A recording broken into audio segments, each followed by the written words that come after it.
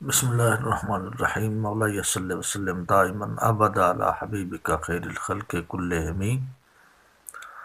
دور کی ستم ظریفی اور اہل زمن کی عجیب گفتگو اور باتیں۔ مولانا جس کو لوگ کہتے ہیں مولوی طارق جمیل، اس نے جو باتیں کی حضور علیہ الصلوۃ والسلام کی عظمت کے خلاف، انبیاء کرام علیہم السلام کی عظمت کے خلاف اور مولا حسین کی عظمت کے خلاف جب باتیں کی، علماء اہل سنت خصوصاً علامہ ظہور جلالی صاحب، علامہ آصف اشرف جلالی صاحب اور بھی علماء کرام نے جب اس کی پکڑ کی اور اس کو سمجھانے کی کوشش کی تو آگے سے بڑے بڑے مولوی آ گئے دیوبندیوں کے، جنہوں نے آ کر کہا کہ یہ تم غلط کہہ رہے ہو۔ لیکن اب جو میں پیش کرنے جا رہا ہوں وہ سماعت کریں گے تو دل باغ باغ ہو جائے گا اور سمجھ آ جانی چاہیے بغیر کسی حسد کے اور بغیر کسی طرفداری کے۔ تو کسی شاعر نے کیا خوب کہا تھا، میں پیش کرنے سے پہلے ایک شعر آپ کی نظر کر دوں تاکہ سمجھ آ جائے کہ شیشے کے محل میں بیٹھ کر پتھر ہیں پھینکتے، دیوار آہنی پہ حماقت تو دیکھیے۔ اور آگے بھی کیا خوب کسی نے کہا تھا۔ بہرحال میں یہی گزار ہوں آپ حضرات کے سامنے کہ بطور انصاف، بنظر انصاف اس ویڈیو کو سنیں اور سبق حاصل کریں بغیر کسی لیت العل کے اور بغیر کسی دیر کے۔ یہ نہ ہو کہ ہمیں سوچتے سوچتے موت آ جائے اور ہمارا حشر بھی کسی حضور کے گستاخ کے ساتھ ہو۔ ویڈیو سماعت کریں اور اپنی ایمان، عقیدے اور زندگی کا دین کی کوئی مخالفت کرے گا اللہ کی قسم چھوڑیں گے نہیں ہم اس کو۔ آپ کو اس پر تو جوش آیا، آپ کو اس پر کیوں جوش نہیں آیا؟ مولانا طارق جمیل ہمارے سر کے تاج تھے، اب شاید نہیں رہے۔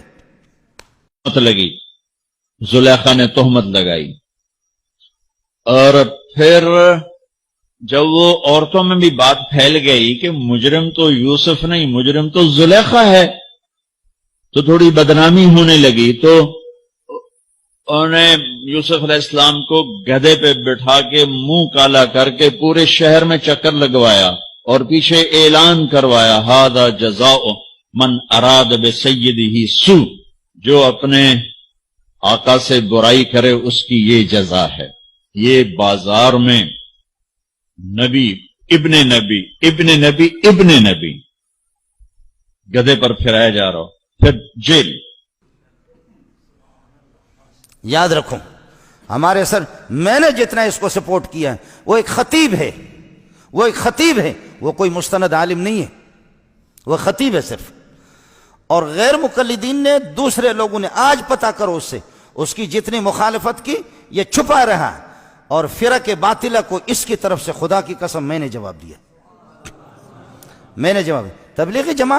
تبلیغی جماعت مولانا طارق جمیل کی نہیں ہے، مولانا خورشید کی بھی نہیں ہے، نظر الرحمان کی بھی نہیں ہے، یہ علماء دیوبند کی جماعت ہے۔ غیر میں آپ سے عرض کر رہا تھا مولانا سے ہمارا اختلاف رہا ہے، مولانا ہمارے قیمتی ساتھی تھا، لیکن تھوڑا سا اعلان کر دے کہ جیسے یوسف علیہ السلام کے بارے میں نے پھر بھی ہاتھ ہلکا رکھا۔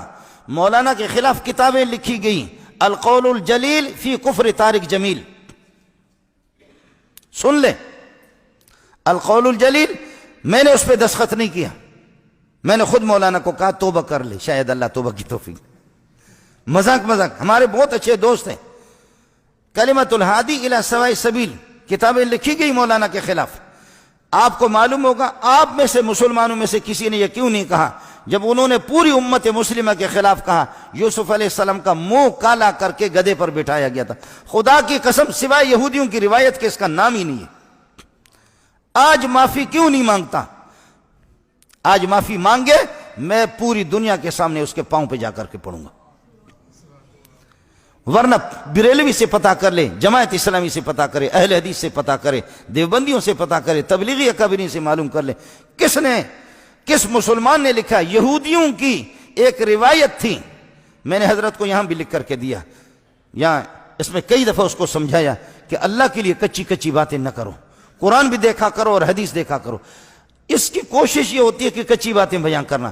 مولانا ہمارے سر کے تاج تھے، انسان سے غلطی ہو جاتی ہے، معافی مانگے یوسف علیہ السلام سے، معافی مانگے، اور نہیں تو پھر آپ مجھ سے گلہ نہ کر لیں، میں اپنے رب کو راضی کر سکتا ہوں، آپ کو ناراض کر سکتا ہوں۔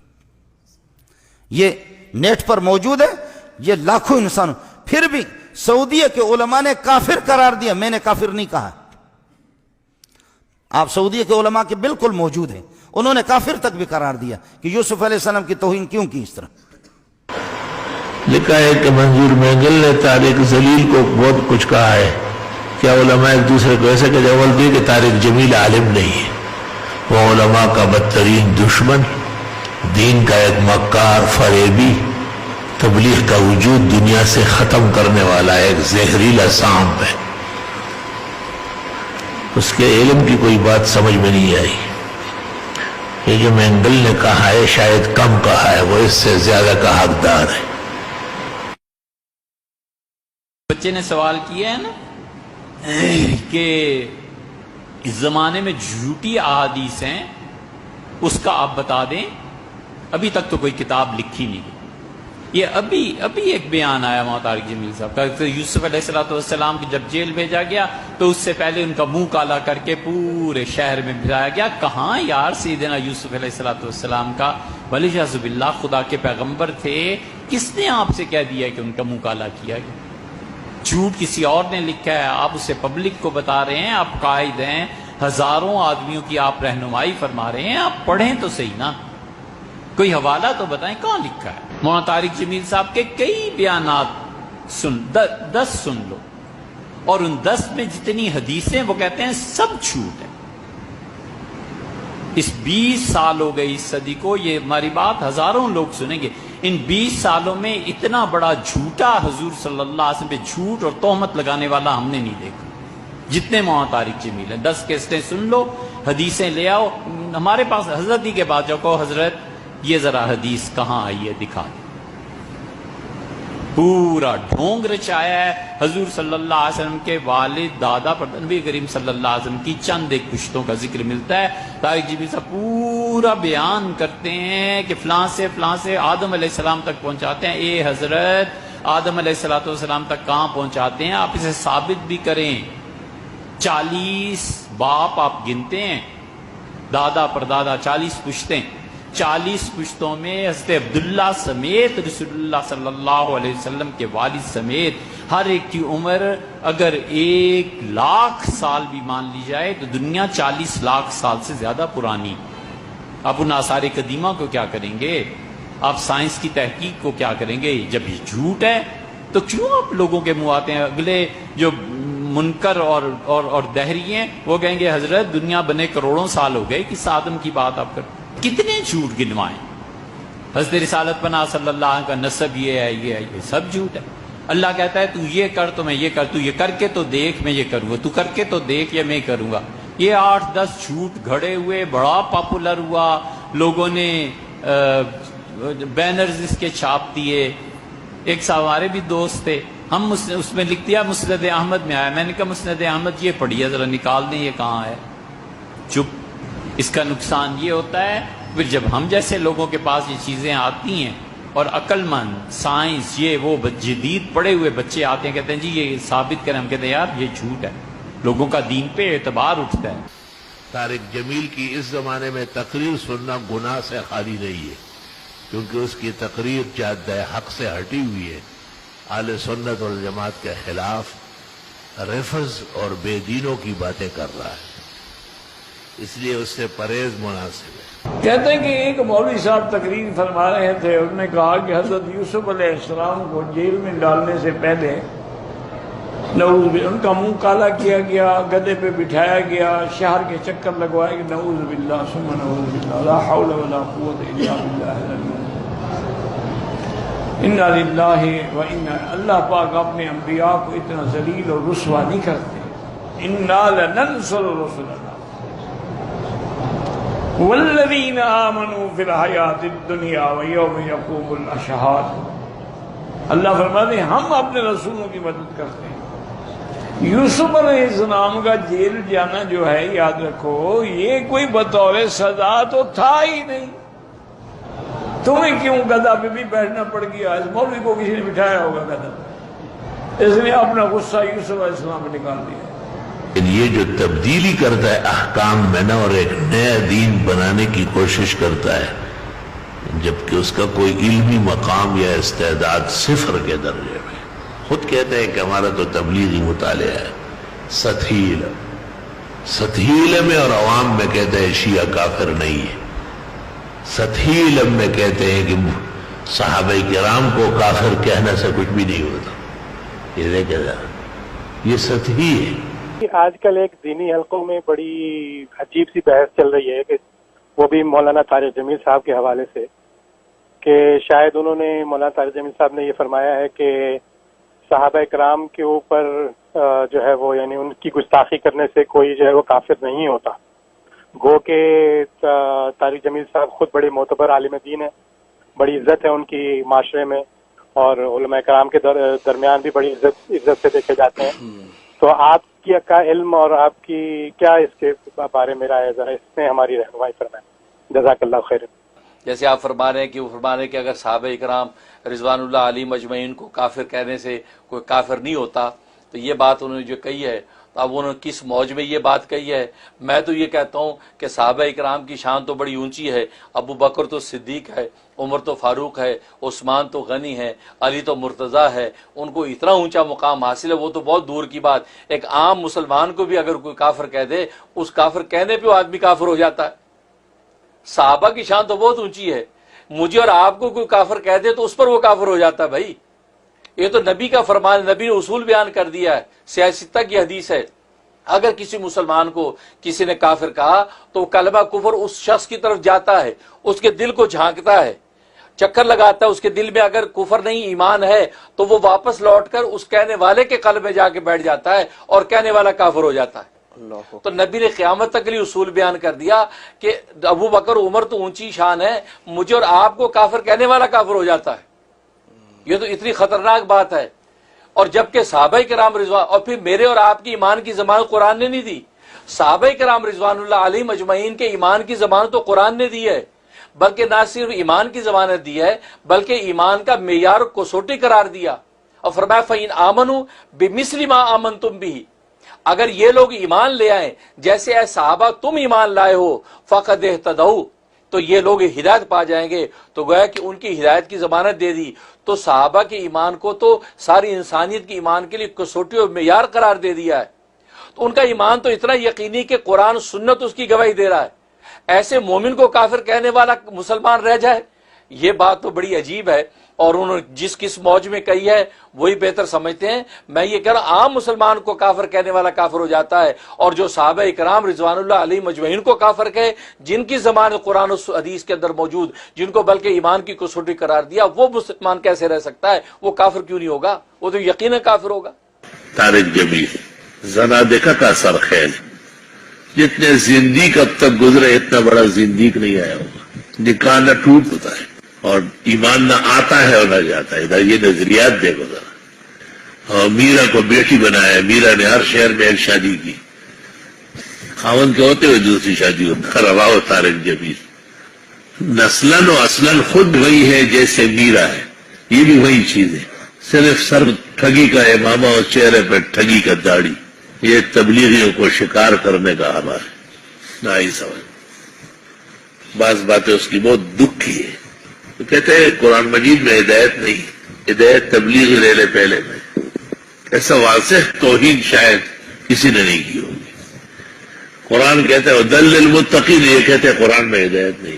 بالکل قرآن کو اللہ کی کتاب آسمانی منزل نہیں مان رہا ہے۔ ان کی تمام باتوں سے واضح ہے کہ قرآن شریف کتاب نہیں مان رہا، اور یہ روافظ کا اثر ہے، کیونکہ روافظ بھی موجودہ قرآن اور اس کا ظواہر اس کو غلط کیا ہے۔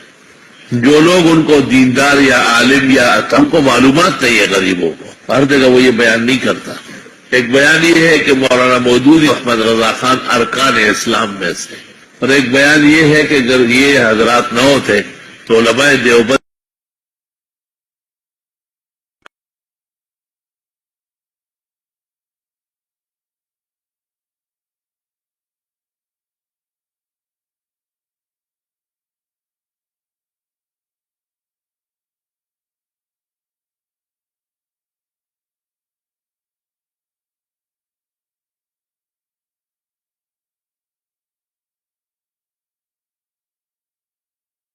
والے اصل وارث دین کے روافض ہیں، جنہوں نے تکلیف اور مصیبتیں گزاری لیکن اہل بیت کو نہیں چھوڑا.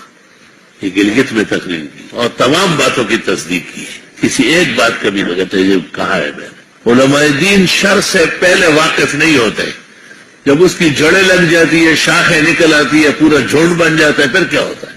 پھر تو آپ کا مقابلہ کرتا ہے. اس سے پتہ چلتا ہے کہ اس کی تقریر میں جو لوگ جمع ہوتے ہیں اور بڑا رش بنتا ہے، یہ بھی ایک سازش کا حصہ ہے، یہ بھی اس کے ساتھ معاونت کرنے والوں کے کوئی حربہ ہے.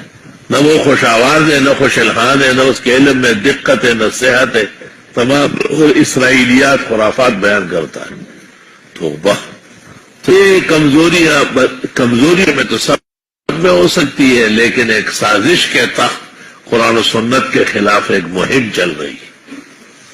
وہ میڈیا اور ٹیلی ویژن وہ کم ہے، یہ بہت زیادہ ہے.